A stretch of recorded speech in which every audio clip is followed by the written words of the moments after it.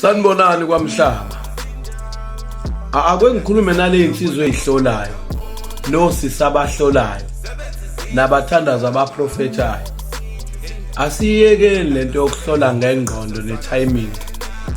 Asiyekeni lento yokuhlola izinto ezizothusa umuntu zimsabise noma zimconfuse ingqondo, enza into ewrong. Lento yokuhlola umuntu uthi ubulawa umzali, lento yokuhlola umuntu uthi ubulawa umfowabo. Wena thwasa, musuvumela umuntu okuhlola ukuthi ubulawa ugobela wakho. Into ezingekho lezo.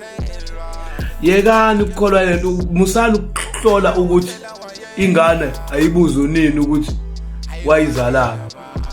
Lo muntu angenza noma yini, angabulala umuntu. Yeke ukusukela umuntu okhulisa umuntu uthi uyena umthakathayo. Uyoba neenga enza into ewrong.